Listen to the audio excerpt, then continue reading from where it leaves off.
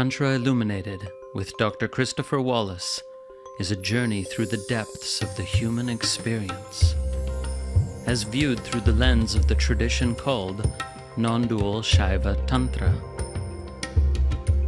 This multi-format podcast delves into the fascinating world of classical Tantra and its intersections with philosophy, neuroscience, psychology, human development, and the broader world of spirituality.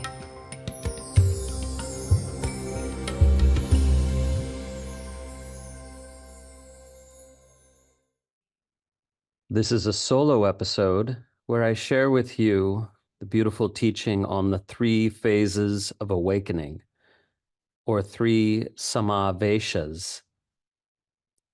This teaching ultimately has its root in the Mālinīvijayottaratantra, a work of the 7th century, perhaps. And it was elaborated upon by the great master Abhinavagupta in his Tantrasāra. And also this teaching survives even today in various oral transmissions and oral practice traditions.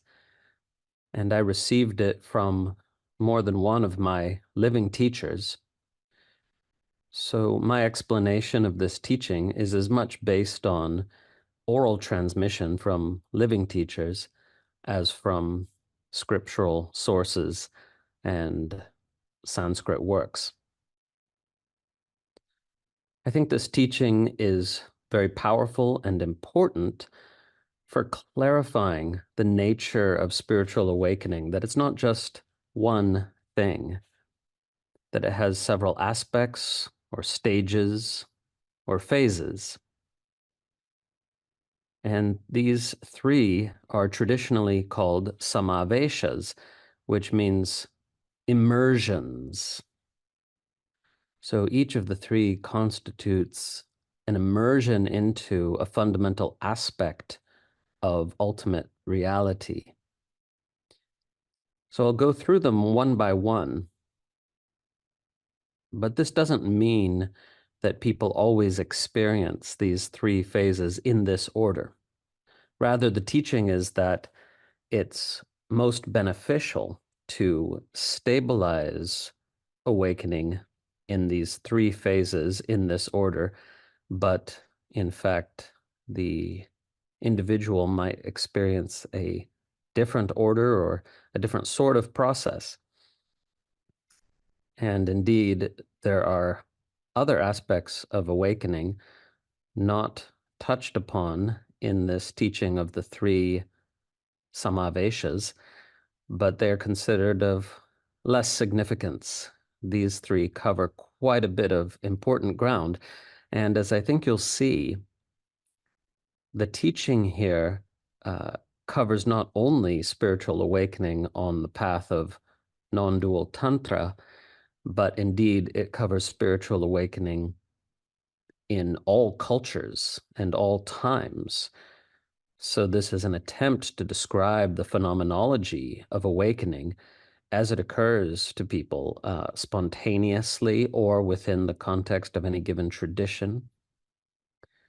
So anyone who's undergone an awakening process will be able to relate to some of this, perhaps even all of this, regardless of what tradition or context that awakening originally occurred in.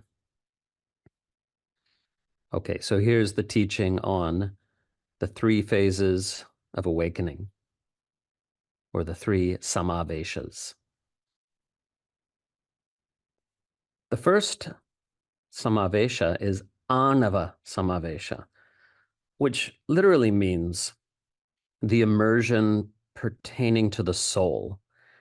Now, the word soul has quite a bit of baggage if you come from a Western religious tradition. And we don't want that baggage here. And indeed, the word is used in various ways in modern spiritual communities that don't really fit here. So by soul, we really just mean the deepest part of your own being, the deepest aspect of your own existence that is accessible, the ground of your being, if you will. So in this first phase of awakening, āṇava-samāveśa, like with all the phases, you wake up from something and you wake up to something. So here, what you're waking up from is the belief that the contents of thought and emotion define or describe you. You're waking up from the delusion that what you are is defined or determined or described by the contents of thought and emotion, and for that matter, memory, which of course is just a particular kind of thought. You're waking up from the notion that you could ever find any fundamental or significant truth about yourself in the contents of thought. So this constitutes a paradigm shift. You're waking up to your own real nature, what we call your essence nature, swabhava in Sanskrit. You're waking up to the ground of your own being, your soul, if you will. But here we need to understand that the word soul does not mean something individual, different from other souls, because the ground of your being is indeed the ground of all sentient beings. But at this phase of awakening, it does seem to have the quality of individuality. That is to say, it's your innermost sacred place. Not that it's a place. It's your deepest nature. And later it will be seen that it's absolutely not different from the deepest nature of all sentient beings, all conscious creatures.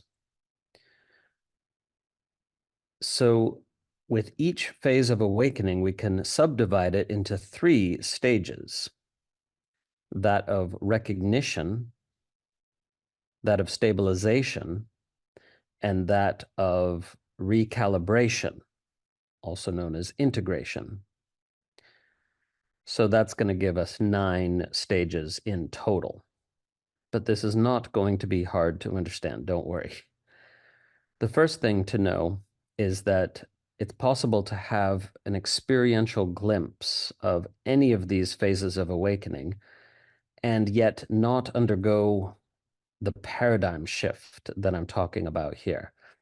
So an experiential glimpse can be quite powerful, but it doesn't engender a paradigm shift if that's not yet ready to happen. So the first sub-phase of the first phase is recognition of your essence nature. And that is more than just a glimpse. It's a deep and profound recognition of what you really are. In the Zen tradition, it's called seeing or knowing your original face from before you were born. And in the Tibetan Buddhist tradition, it's called being introduced to the face of Rigpa directly in itself, where Rigpa means pure awareness or presence or beingness. So it's the same here. This āṇava-samāveśa in the first instance constitutes a deep recognition of what you are and what you are not. So you may have had experiential glimpses of this before, or you may not have had, and that is more or less irrelevant. When the true recognition occurs, it begins this paradigm shift whereby your default state starts to shift out of body-mind identification and towards inhabiting your essence nature fully. In neurological terms, we could perhaps understand this as a shift in the locus of identity from the left brain to the right brain.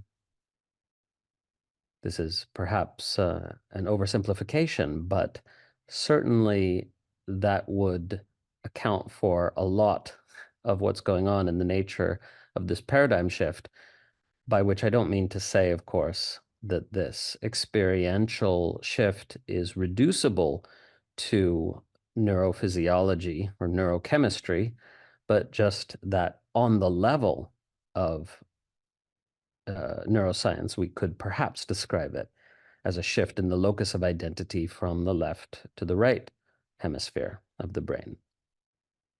A shift in the locus of identity, that's very important.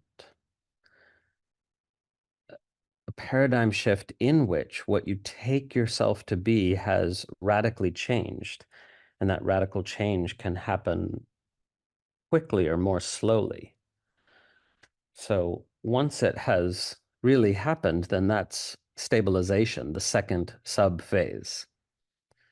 So the recognition of what you are makes possible the stabilization of your identity in your essence nature. Okay. And in this state, you no longer believe that you are just this body.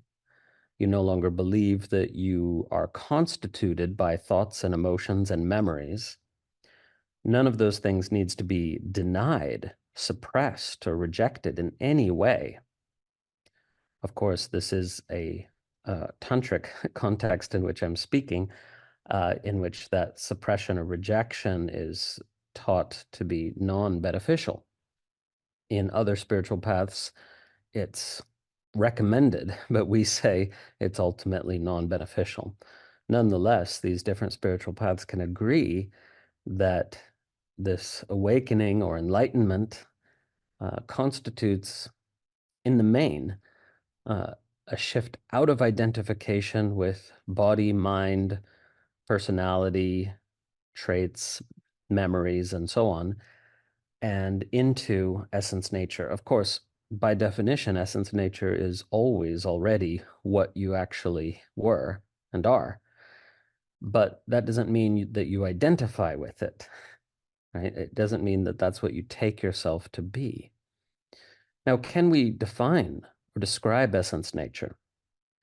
Not really, but the words that come closest, that point towards it, are pure beingness, natural presence, quiet presence, awareness of being. And of course, almost all of us had a sense of this even as little children.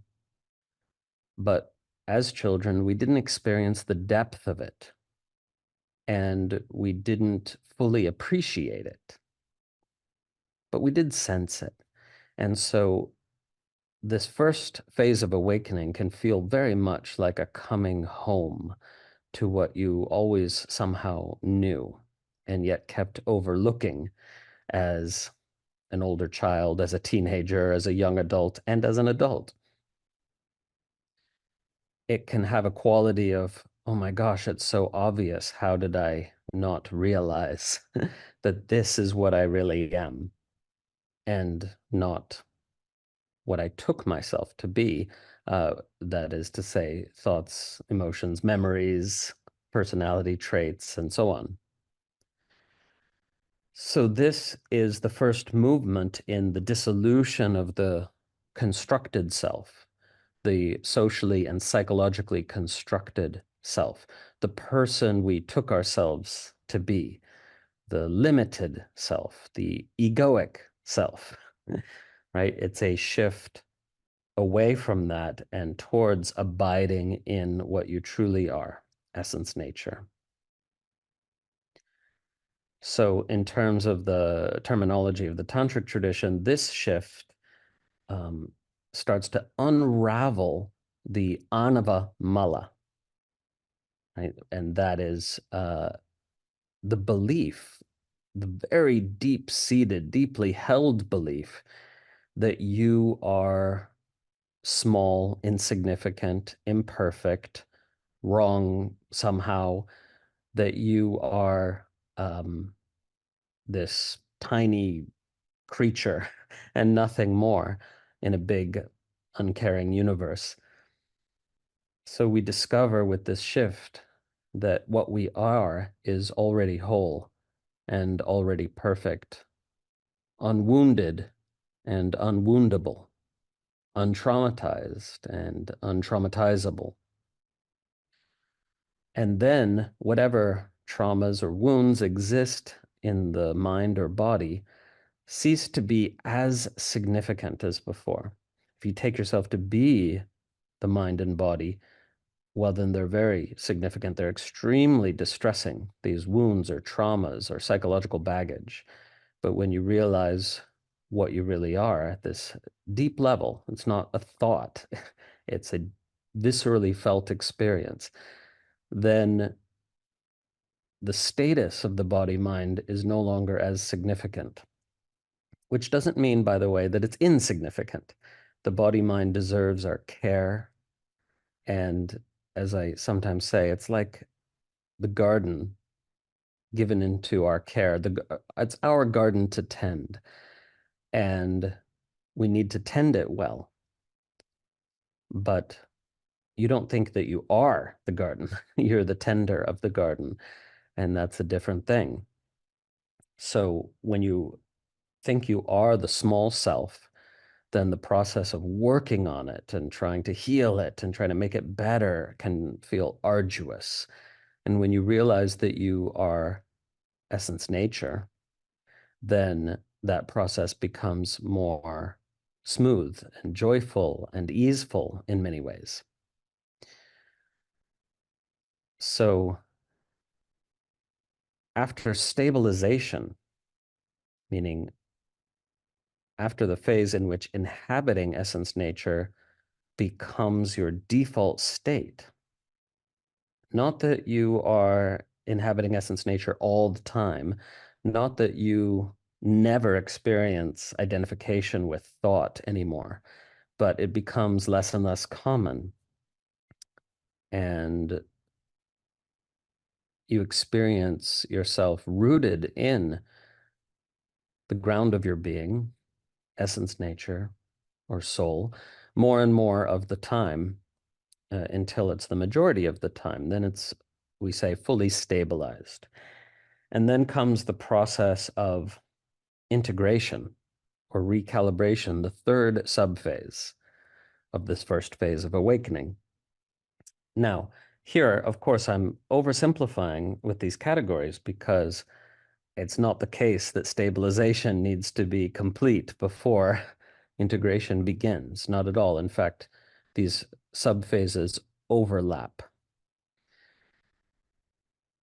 Still, some stabilization is necessary before integration can proceed efficiently and effectively.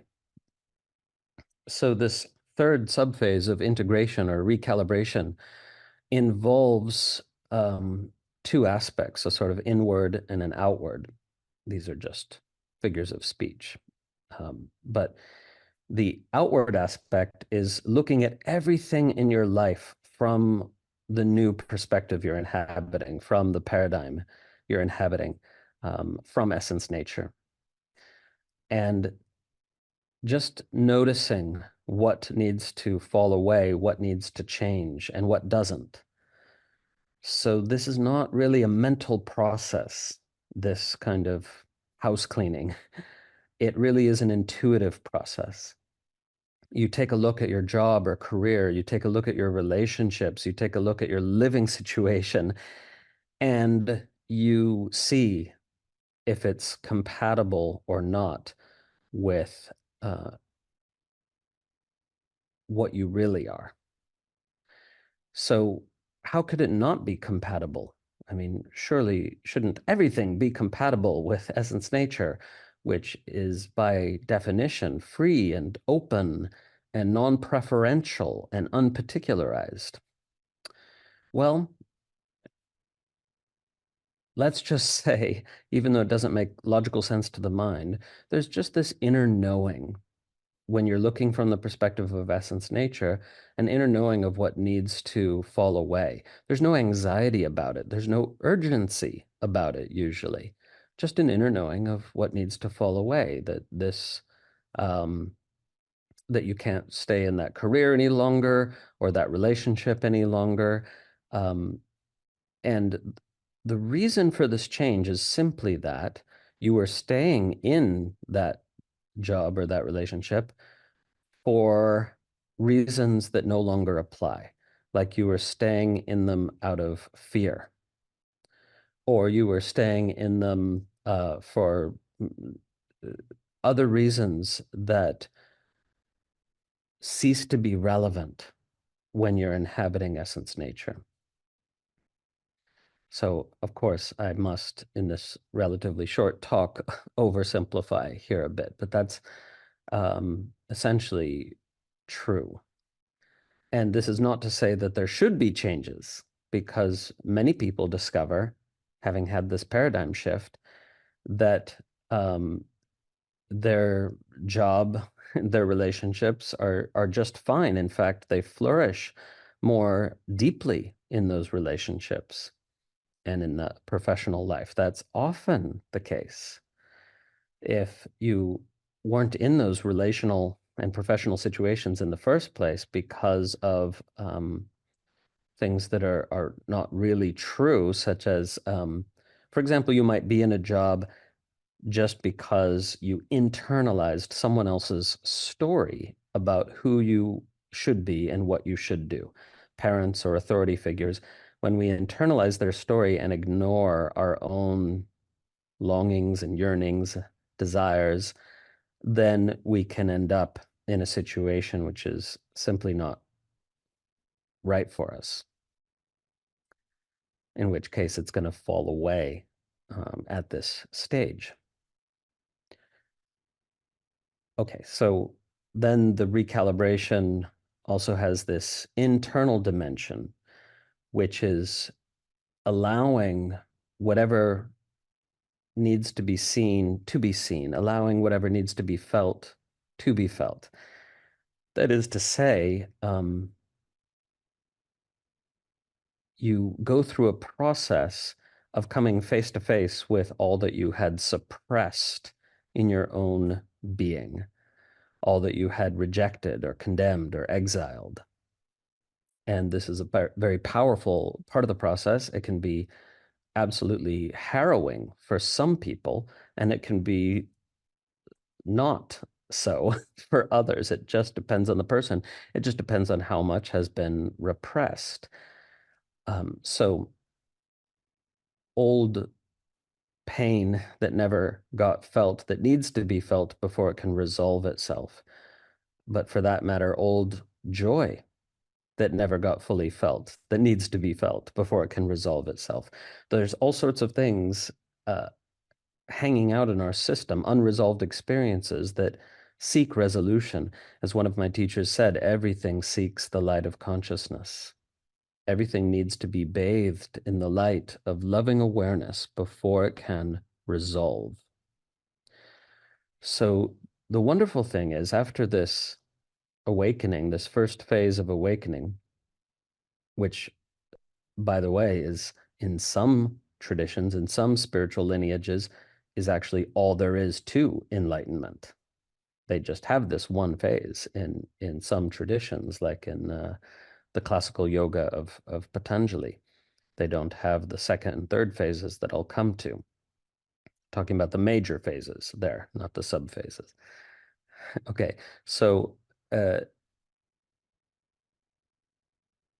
this process of integration then includes unraveling whatever was raveled up deep inside of you, unbinding of that which was bound up inside of you. We use these various metaphors. And so this is a liberating process. This is where awakening becomes liberation. So it needs to be allowed. your main job here is to simply allow, to make space for this process, to cultivate your willingness to see what needs to be seen, to feel what needs to be felt, and to allow whatever needs to move through the system to move through. And for a few people, this can be quite dramatic. This phase can be very dramatic. It can involve the body doing all sorts of extraordinary things, because when we're releasing very old pieces of unresolved experience from early childhood, for example, then sometimes the body expresses that in very dramatic ways, um, such as thrashing about or spontaneously moving, arcing this way and that. We're talking about involuntary movements here, um, which in the most extreme cases can even, to somebody looking on, look like something like demonic possession or an exorcism. These are the most extreme cases. But even in those extreme cases, which is a small percentage of the population who undergo awakening, nothing's wrong. It's not demonic possession. It's normal. It's a normal part of the process. It's just that that person might be simply unlucky that they have a lot more that needs to be released and resolved at this stage. So there's more to this than I have time to get into now, but I'm just at least hinting towards it. Okay, so much for the first phase of awakening. Now, what does the fruit of this first phase look like? Meaning to say, once you have stabilized in the first phase of awakening, āṇava-samāveśa, and you have also done this recalibration and integration process in both outward and inward dimensions, then what is the result? What do we notice about how your life changes? Well, I have a short list here. These are just some of the many possible signs of this phase of awakening completing itself. Okay. So people will generally notice a change in you unless they're not very observant. It's true that some people are sort of sleepwalking through life and they might not notice. But if you don't have testimony from people close to you that you have indeed changed, then you might need to question whether your awakening is indeed real or whether it has stabilized.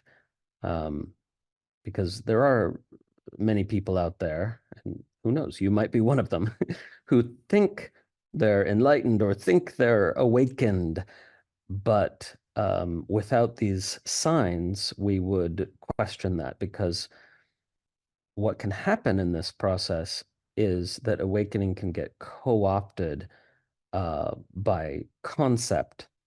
And instead of stabilizing the awakening, what you do is you build yourself a new spiritual ego to replace the old unspiritual ego. So this is very easy to do. So don't feel bad if this happened to you, because it's very hard not to do it. And it takes, coaching and observant teachers to not do this oftentimes. So again, in the middle of the process, it can happen that you start to conceptualize it too much. And instead of going into the sometimes difficult process of integration, you rather just create a new spiritual ego for yourself based on the experience of awakening, and then you hide out there, in which case the stabilization process doesn't complete and the integration process doesn't happen, or happens in a muted way, in a partial way. So again, here are some signs that are evidence that this first phase of awakening has completed itself. It's not to say you would necessarily have all of these signs, but certainly most of them would be expected.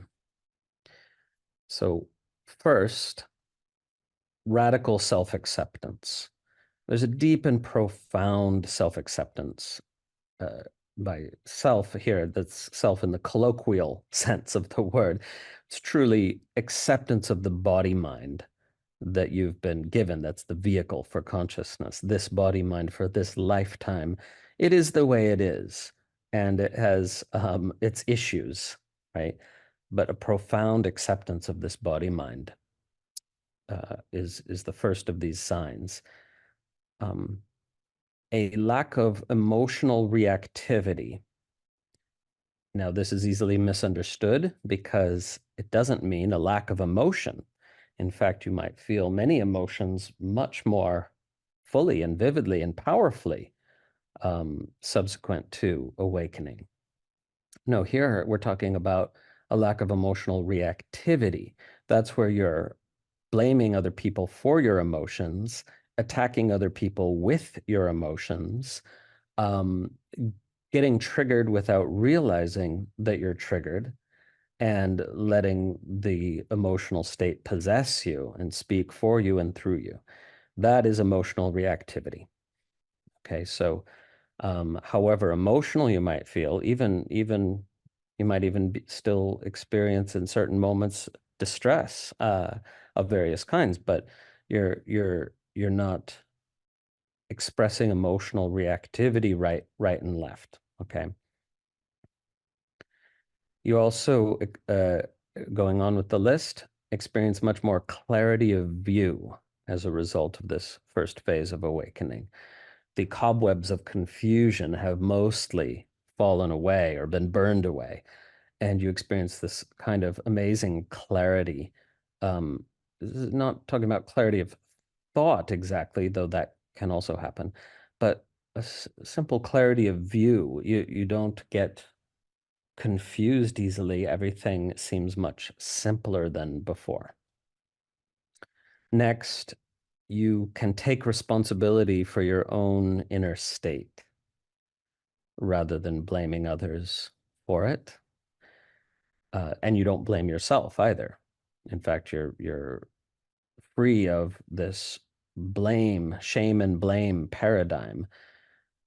You realize that blame or fault is just a mental construct, and you increasingly cease to participate in the shame and blame paradigm. You take responsibility for your own inner state. Yeah. Then you have a kind of sobriety that's linked to the clarity I mentioned earlier, sober connection to your real situation. Um, you don't need to deny the truth anymore. You don't need to obfuscate. You don't need to distort. You don't need to do spin doctoring. You don't need to, falsify things to yourself or others. So sober connection to your real situation, which is not at all the same, of course, as um, embracing a story about your situation. Okay, next on the list, ability to reflect on your mistakes without self-judgment or self-hatred. Next is being free of attachment to praise and blame, to others' praise and blame of you. Being relatively free from complaint. You just find yourself not complaining anymore, not feeling like complaining, which is more important than whether you verbalize complaints, right? You aren't in that state anymore where the world is just out to get you, or you don't feel put upon. You don't have much to complain about, even if your life is challenging, right? Because believing you have a lot to complain about is a mental state. It's not a function of what your life is actually like, usually. And you're free of complaint even when you need to make sacrifices. Next, you're comfortable in your own skin. And this is a big one, actually. You just experience this profound comfort. You're just comfortable in your own skin in all kinds of situations, including unfamiliar situations. You're still comfortable in your own skin. It's a big sign of this āṇava-samāveśa, this first phase of awakening. And you experience a lot more ease and flow in life as a result of all of the above. Okay, there's more possible signs, but that's enough for now. And I do take more time with this first phase of awakening because this is the most important phase for nearly everyone. And it's easy to go on to or try to go on to the next phase without really stabilizing this one. So it does deserve more time.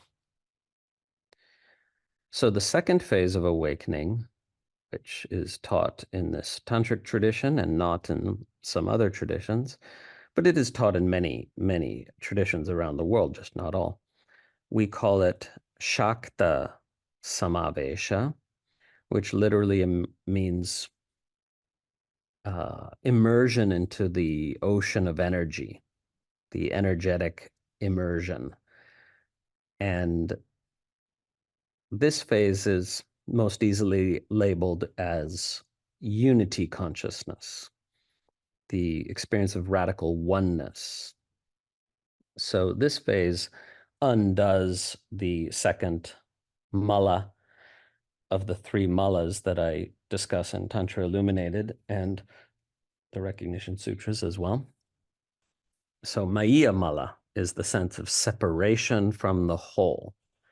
So in the first phase, even though you're abiding in essence nature, the ground of your being, your soul, as it were, you can still feel some degree of separation. You're not necessarily experiencing this radical oneness, the seamless unity with the whole world, with the whole universe. And so that's what happens in this second phase, shākta-samāveśa. It is seamless unity. Now, this is not the same as, or rather, it's a much deeper version as the experiential glimpse that you get in peak experiences, whether psychedelics or lovemaking or other peak experiences. You can temporarily experience this oneness, this unity, and those are just glimpses. They're wonderful, but they're glimpses. Here we're again talking about an actual paradigm shift. So you recognize that the body-mind is utterly embedded in its total environment. You recognize the seamless unity of all phenomena. You recognize that all phenomena are part of one field of energy, and that all phenomena are expressions of the silent ground of being. So sometimes this, one happens and then the other, and sometimes they happen together. So there's the non-duality of all phenomena, all perceivable things as part of a single energetic field that's, of course, interdependent and interconnected beyond even what the mind can imagine. And then you also may see and know and experience that all these phenomena are direct expressions of the timeless ground of being that you are. So that's the non-duality of emptiness and form, or the non-duality of pure consciousness with all that it is conscious of. Okay, so there may be a subtle duality for a while that then resolves itself. Okay, so for some people, the second phase comes in two movements, as it were. Okay, but I'm still talking about the recognition. the recognition of the nature of reality here. So this one is a bit easier to explain because it's been covered a lot in the religious and spiritual literature and been sort of glorified a lot. But we say that it's almost impossible to stabilize this awakening without first stabilizing āṇava-samāveśa, that first phase, where you develop that sense of an inner anchor to, or that you experience the core of your being so strongly that it provides an inner anchor in life. And then that allows for the stabilization of the second phase of radical unity without, as it were, losing yourself. Some people worry, oh, if I experience this radical unity consciousness, this total oneness, won't I lose myself? Well, it depends what self you're talking about. You lose your constructed self, right? Your imagined self, the finite separate self. Yes, you lose that, but you don't lose the pure I am, right? And that having that anchor and that center, as it were, allows you to experience this radical oneness. You're experiencing it from a center, as it were, and therefore it can be totally functional. You can be experiencing radical oneness or non-duality or unity consciousness, whatever you want to call it, while going about your life seemingly as normal. So with this phase of awakening, this shākta-samāveśa, there's not necessarily any outward changes that anybody could notice. You're in a different paradigm of absolutely no separation. You may even experience, you know, zero distance. You may experience that time and space as you knew it are just mental constructs, and everything becomes extremely immediate and vivid and, as it were, super real. But you can still be completely, fully functional in the normal sense, quote unquote normal, what people call normal, and go to your job and have your relationships and so on. So if this stabilizes, then you are experiencing this seamless unity more often than not. It becomes your default state. And of course, this phase also has an integration subphase where you're integrating what you've realized. You are simply looking at everything in life, and it more or less automatically becomes integrated. So at this phase, integration is, for most people, extremely smooth, because literally all you need to do is just look here and there, and everything gets integrated into the seamless unity without exception. But interestingly, it doesn't get integrated until you look, because this is about direct experience, it's not a conceptual thing. So something needs to be seen to be seen as part of the whole, the one. Okay, so this is a phase where Shakti is predominant, energy is more predominant, and you're very vividly in touch with everything. In fact, one Zen master called it intimacy with the 10,000 things. This great intimacy. Now, some people imagine, wouldn't that be overwhelming? Yes, if you still have a separate self, but that's what dissolves more completely in this phase. You woke up out of the separate self in the first phase, in the āṇava-samāveśa, but it's still there. And in this phase, it dissolves, and you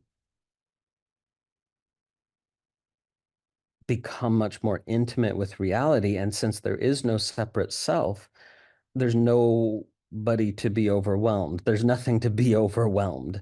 It's not overwhelming because you're transparent. You can't overwhelm transparency.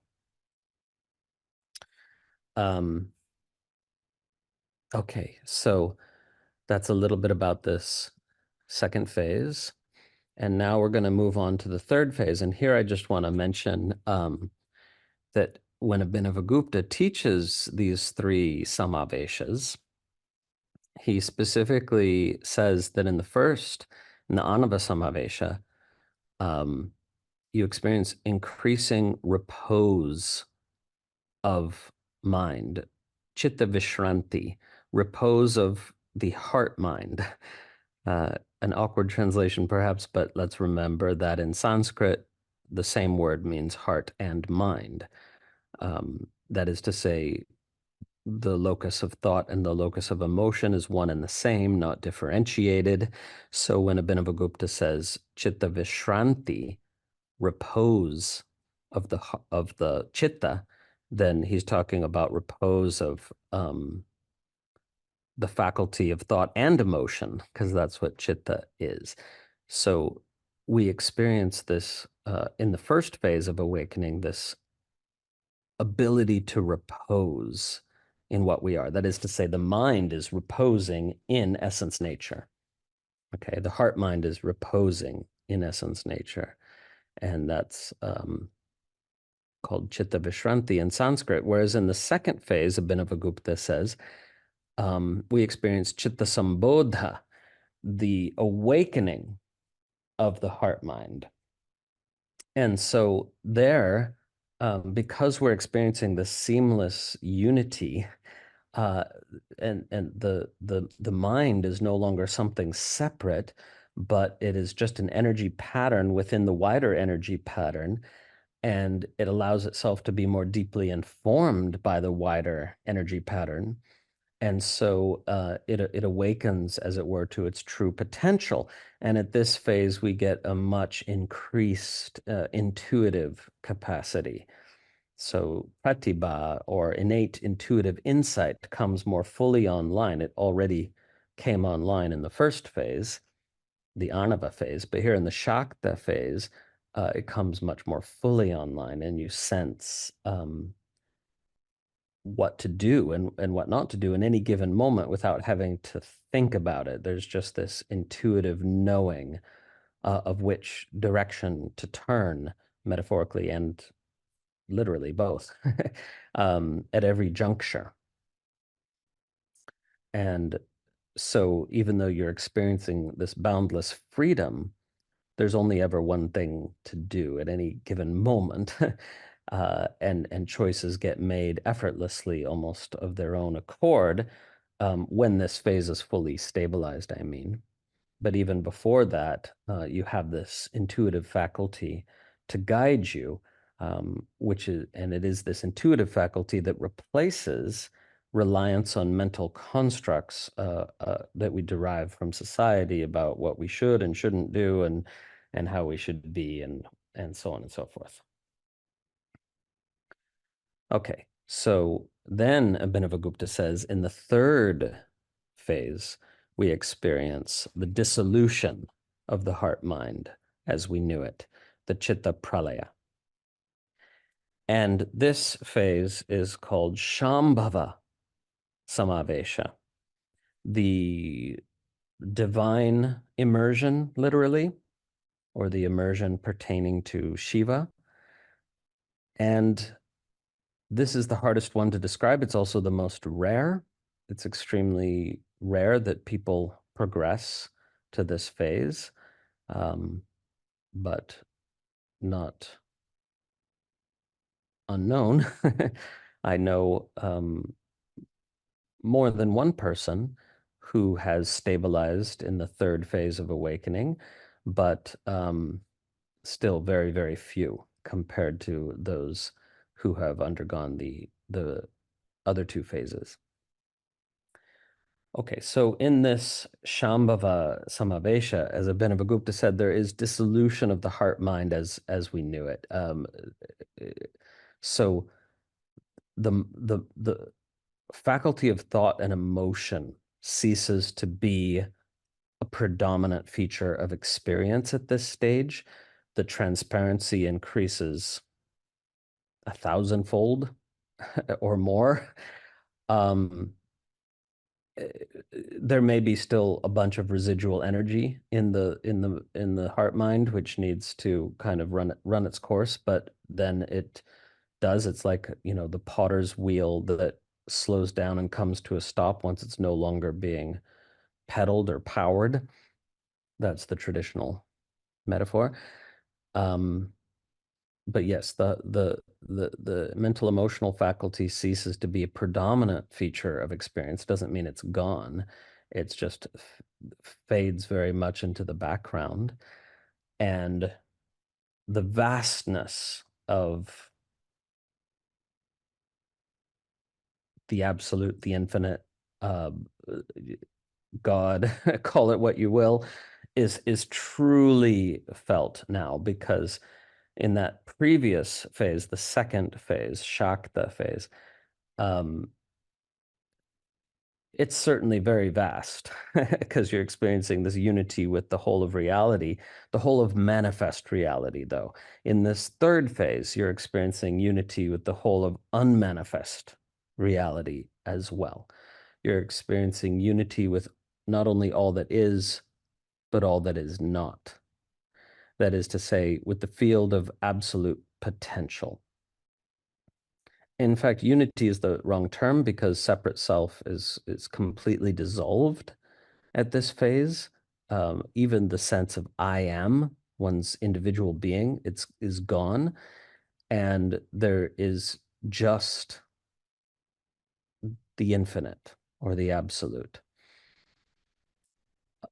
So that's part of what makes this very hard to describe. But we could call it intimacy with the field of absolute potential, or the field of absolute potential becoming predominant in experience.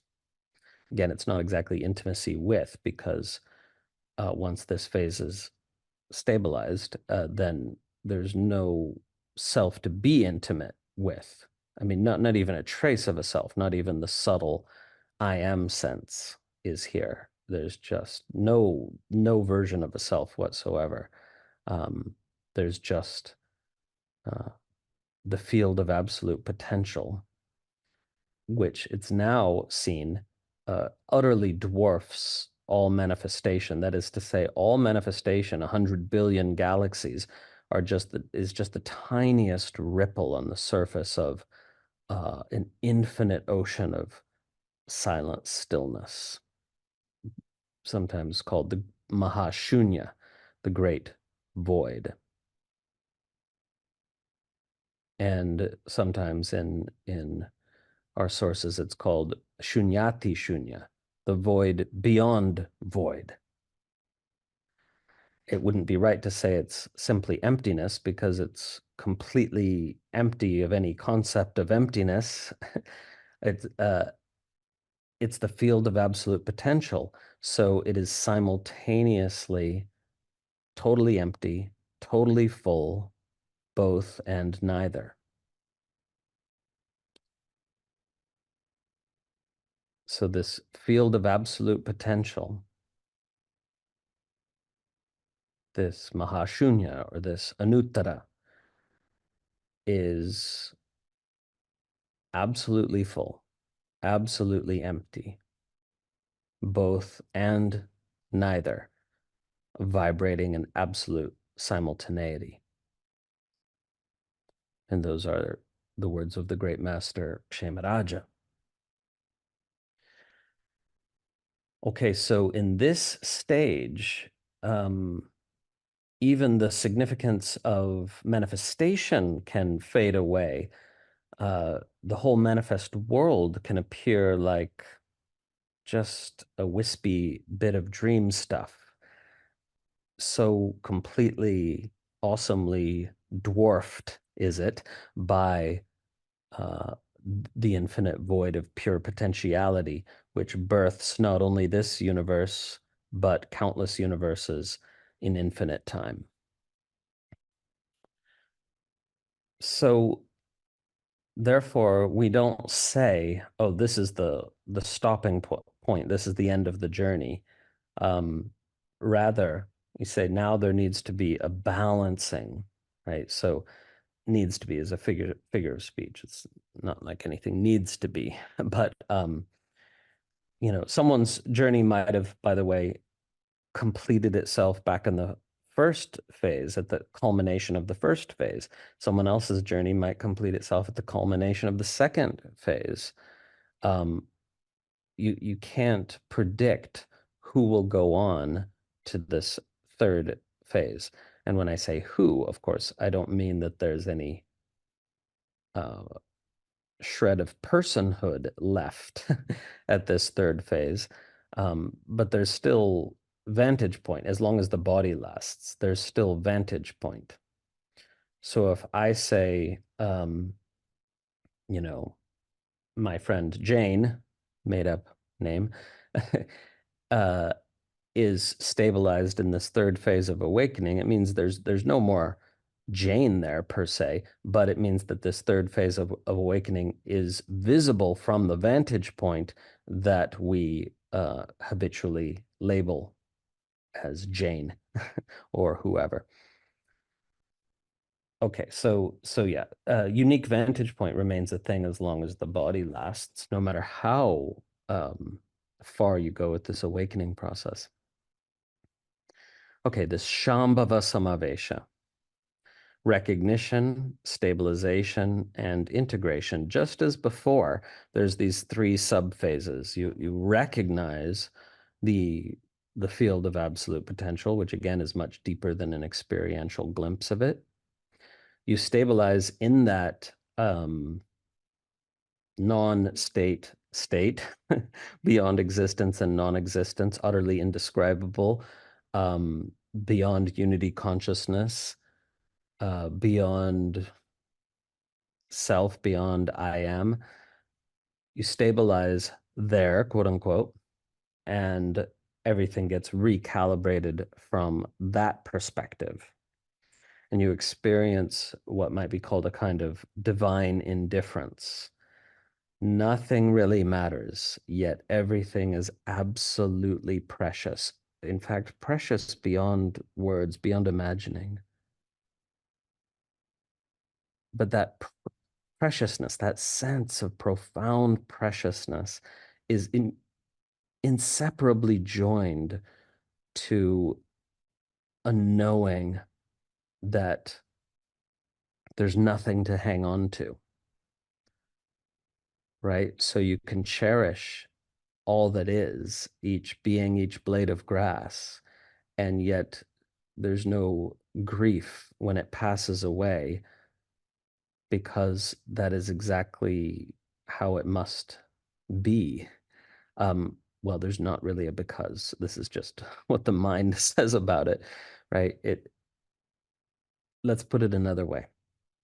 With this third phase of awakening, you see and feel and experience and know that everything that dies doesn't disappear, but rather has merged into the field of absolute potential from which it emerged in the first place.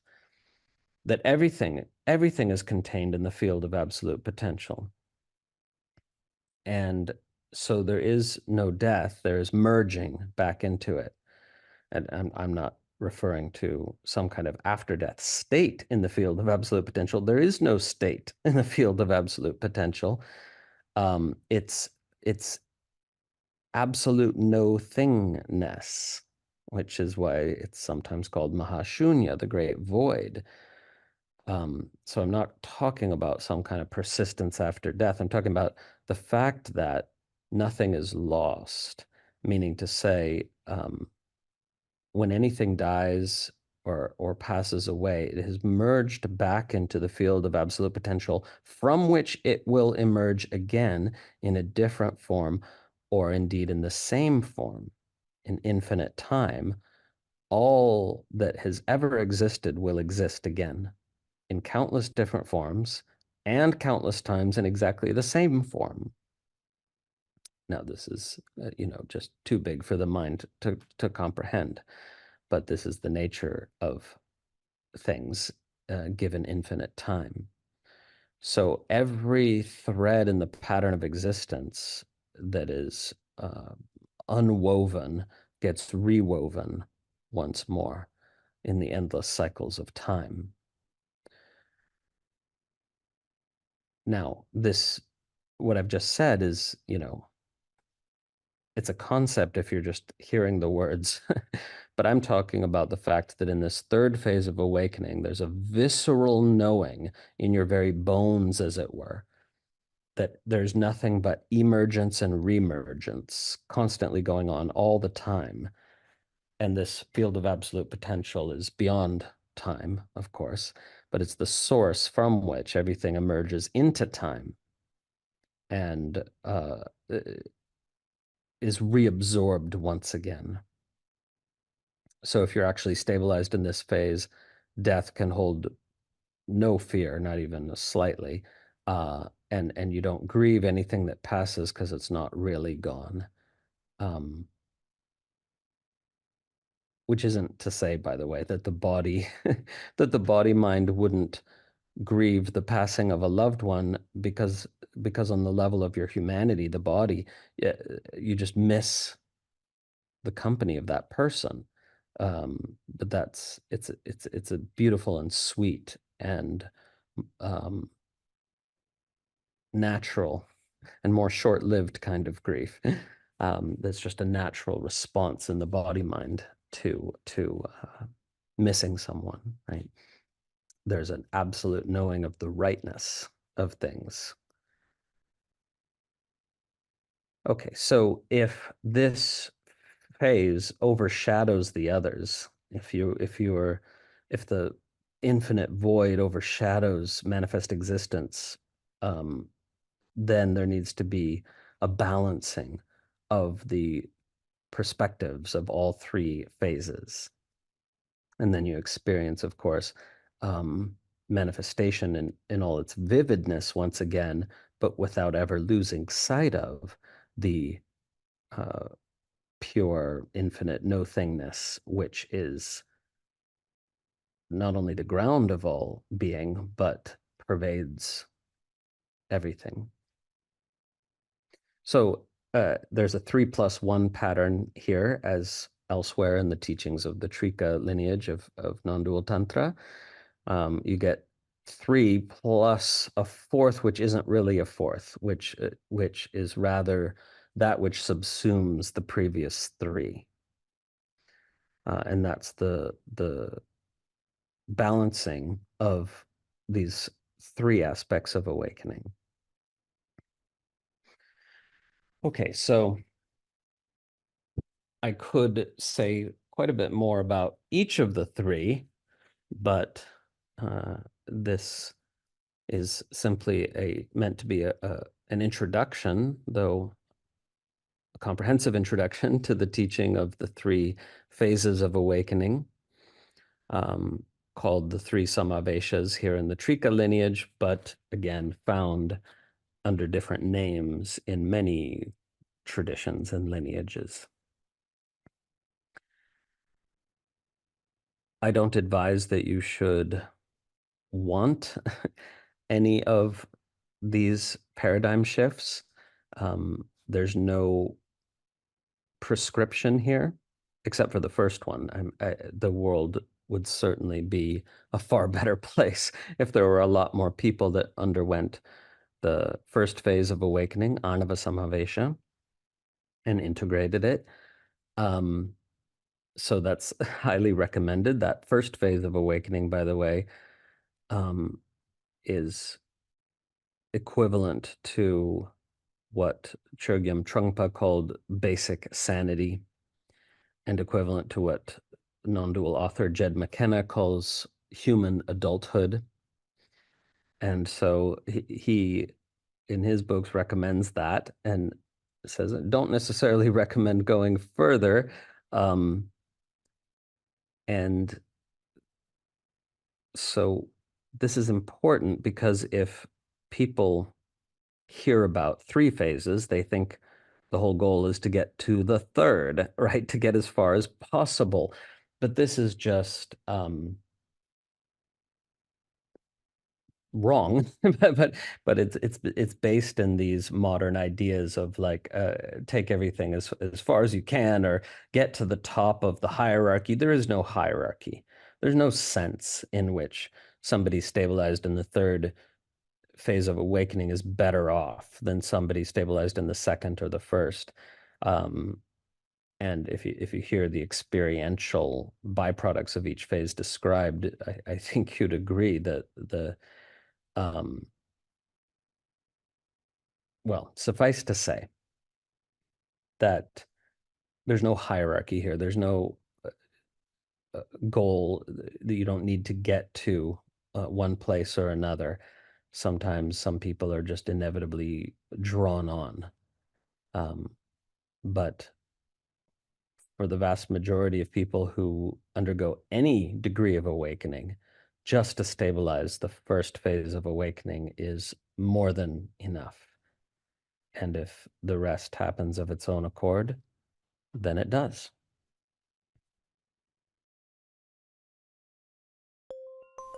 Hope you enjoyed the episode. Remember, you can always find out more about the tradition of non-dual Shaiva Tantra at tantrailluminated.org, where, if you wish, you can become a subscriber to our online learning portal, and you'll receive access to a vast number of recordings, including a comprehensive curriculum in tantric philosophy, tantric yoga, guided meditation, and much, much more. Music for the podcast composed and recorded by Ann Leader. Find her at annleader.com. Podcast produced by Grazia Tribulato. New episodes drop every week, and may all beings benefit.